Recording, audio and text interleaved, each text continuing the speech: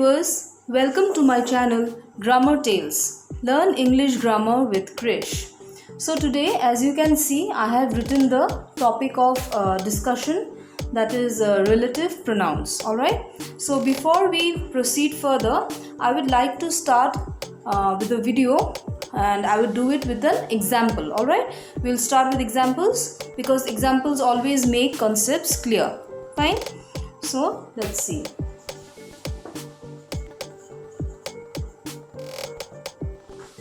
Read the following.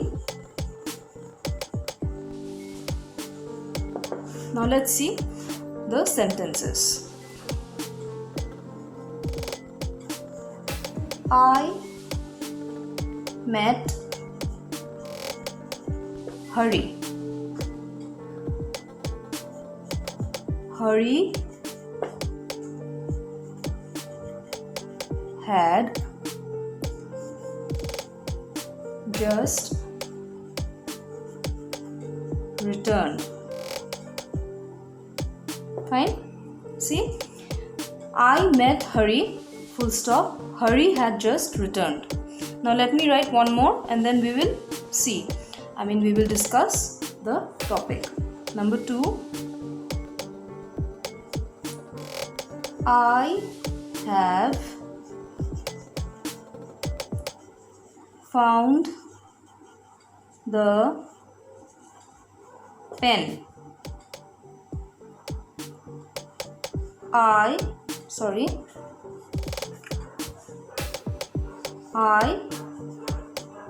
lost the pen. Fine. Now in these two sentences, if we combine, alright, these two pairs of sentences, suppose I met Hari, Hari had just returned. Now how can I write it if I combine it, because I am using the noun Hari twice, isn't it? It is repetitive in nature. So instead of repeating, if I combine it, then how will I write it? So after combining, alright, after combining, how am I going to write? Number 1, I met Hari, isn't it? Here I met Hari. So if I am combining, we will have to remove the full stop. This full stop we will remove, and in place of this noun, which is repetitive in nature, what will we write? I met Hari who had just returned. So it makes sense, isn't it? The meaning of the sentence is the same. I met Hari, Hari had just returned. So instead of writing Hari twice, which makes it repetitive, so what can we write? To combine the sentence, keeping the meaning of the sentence same, we can write I met Hari who had just returned. Fine. So in number 2, how are we going to write? Let's see.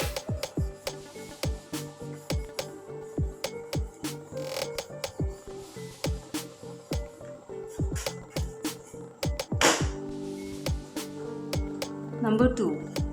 See the sentence first. I have found the pen. Full stop. I lost the pen. So how will we write? I have found the pen. Now here I have found the pen, I lost the pen. Again there is a repetition, isn't it? So instead of writing I lost the pen, after the full stop, what we can write? I have found the pen. Will I write who I had lost? No, we cannot write who, because it is a pen, inanimate object, isn't it? It is a lifeless object. So for a pen, we can write any material objects. In fact, we can write what? We can write which. So I can write I have found the pen, and I am combining the sentence with which. I have found the pen which I lost. Which I lost. So in the first sentence, in place of hurry, what we had written? We had replaced it with who, isn't it? And in the second sentence, because Hari is a person, so we cannot write which. I met Hari which had just returned. It will be wrong, isn't it? Because Hari is a human being. So instead of this, we will write who. And in the second sentence, I have found the pen which, instead of I, to combine which which will be replacing pen, not I, because which I lost. So again, you do not need to write the pen again, isn't it? You do not need to repeat this noun. So here we'll write what? I have found the pen which I lost. Which, this one, instead of adding it at the end of the sentence, the which we will be writing, this which we are adding in place of the pen, but it will come here. It will come here, isn't it? Which I lost at the middle, in the middle of the sentence. So it is combining the sentence, right? So now we will go to the concept why I am using this combining words.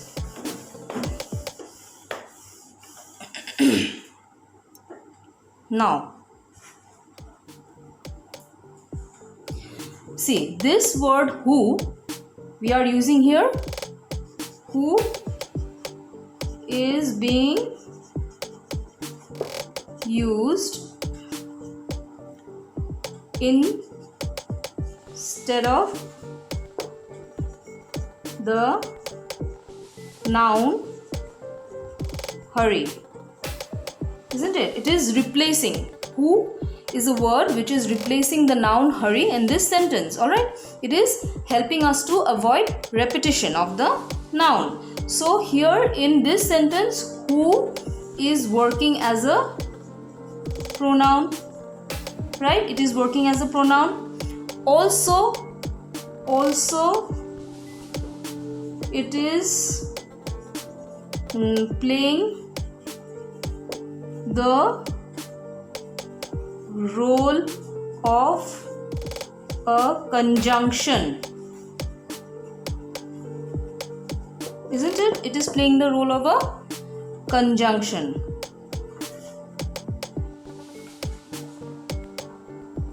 Isn't it? What are conjunctions? We will do it later in detail, but just for this particular purpose, conjunctions are words which combines sentences, and it helps to avoid repetition, isn't it? So in this case, you see, I met Hari who had just returned. This pronoun, this word who, it is replacing the noun, isn't it? Replacing the noun Hari. So it is acting as a pronoun, and also it is joining this two separate sentences. It is joining, so it is also acting as a conjunction. So this might be called as a conjunctive pronoun.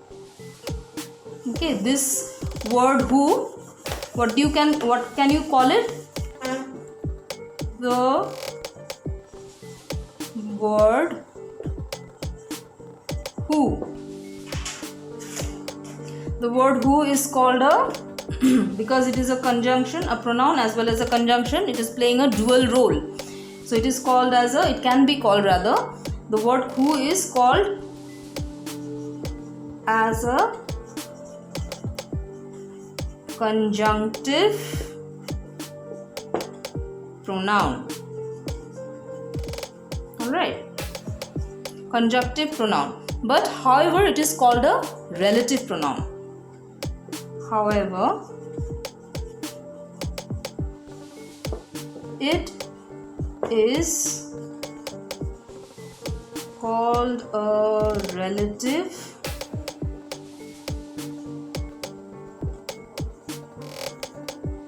pronoun. Fine.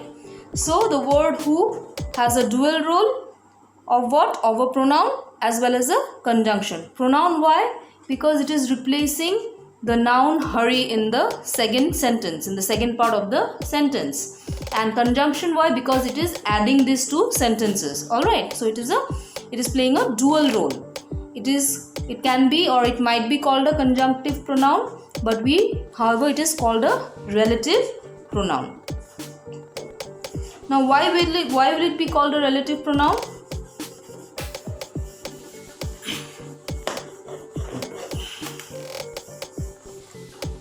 See, it is called a relative pronoun because it is referring to or relating, isn't it? Relative pronoun. Relative pronoun. Why? Because it is referring to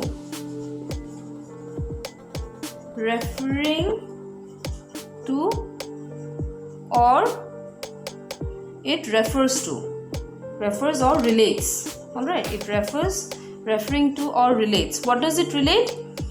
It relates a relation. It is showing a relation. This pronoun who, the pronoun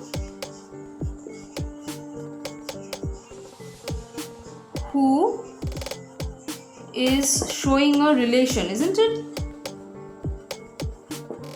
Or relation with the noun. What was the noun? With the noun Hari. Remember, I met Hari who had just returned. I met Hari. I met Hari. Noun. This is noun. Who. This is what? This is pronoun which is used to replace the noun so that it avoids repetition. This who meaning it is referring to Hari only. It is relating, isn't it? So this noun is called relative because this who is called a relative pronoun or a conjunctive pronoun. But we do not generally call it a conjunctive pronoun. Instead, we call it a relative pronoun because it is more appropriate. Why? Because it shows a relation or it is referring to the noun which is before this pronoun. This noun is the antecedent. It is the antecedent noun, isn't it? Antecedent means what? Which is coming before this pronoun, prior. So this is the reason why it is called a relative pronoun. Alright, so this pronoun is also called the antecedent to the noun. Antecedent